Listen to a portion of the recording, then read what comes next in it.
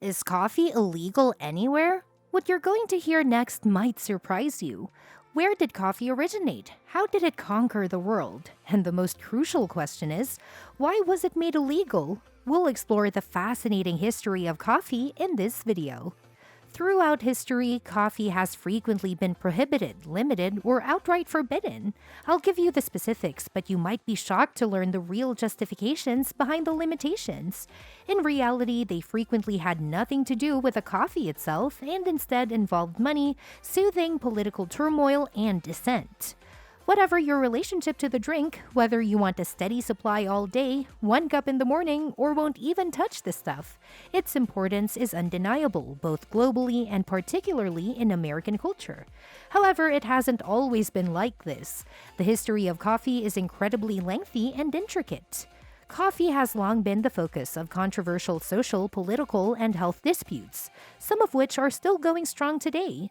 As a result, coffee has also been prohibited multiple times in the past in an effort to put an end to these arguments.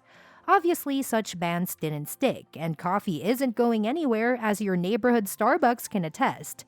But it's worth investigating the historical reasons for coffee bans out of curiosity. Show your love by liking and sharing before the investigation begins.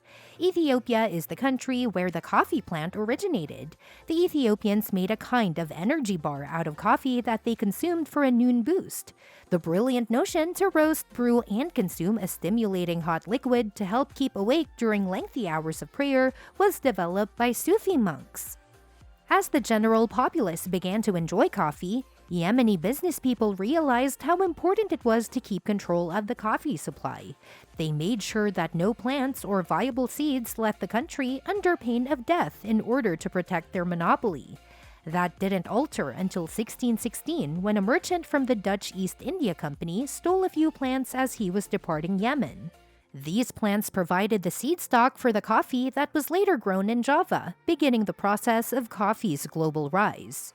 Mecca became the center of the coffee world because it was the center of the Muslim world. Coffee shops were accessible to people of all socio-economic levels and lacked the usual social barriers. The governor of Mecca observed a group of coffee drinkers getting ready for a night of prayer in 1511. He argued that drinking coffee violated Muslim drinking regulations and was immoral. He ordered the closure of Mecca's coffee shops, citing both religious restrictions and alleged health issues. The religious leaders eventually got coffee outlawed after noticing that the mosques were almost always empty, but the coffee shops were always packed. Cairo, Egypt quickly followed Mecca's ban on coffee in 1511 by implementing a harsh crackdown in 1532. The pattern persisted when coffee migrated westward into Europe. Coffee can give you jitters and a frenzied feeling, as anyone who has had too much of it will confirm. That may have prompted some religious authorities to think of coffee as some sort of demonic beverage a few centuries ago. The introduction of coffee into Europe in the later 16th century was immediately viewed by skepticism. Italian Catholic clerics declared coffee to be satanic and outlawed its intake due to its effects on humans, and the fact that it originated in the Muslim realm. They urged Pope Clement VIII to outlaw coffee, but after giving it a try, he found it to be delicious and even cracked the joke, "We shall trick Satan by baptizing it and making it a truly Christian beverage." The papal blessing led to a fast expansion of coffee shops across Europe, more than any other person in history. Prussian monarch Frederick the Great, who ruled over a large portion of what is now Germany and Poland, took up arms against coffee in the name of beer. While the elite may occasionally drink a cup of coffee, Frederick declared in the late 1700s that beer was preferable to coffee and imposed a state monopoly over coffee imports. The king does not believe that coffee-drinking soldiers can be relied on to survive hardships in the event of another war.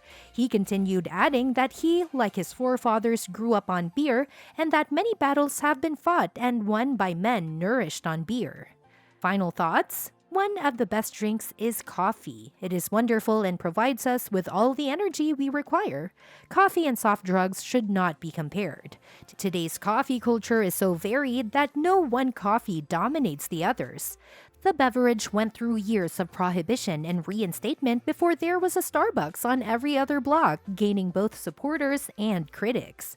Either the management isn't easy because the coffee shop customers are no longer drinking beer all day and are therefore thinking clearly. Maybe it's just a money grab. Political and social motivations have been behind the majority of historical bans. However, the topic never really revolves around coffee. Coffee works well as an energy drink and stimulant, so there is no reason for any country to prohibit its consumption. How do you feel about coffee being prohibited? How much coffee do you consume every day? And what kind of coffee do you prefer? Is that a cappuccino or an espresso? Comment below. For more videos, kindly subscribe. Thank you!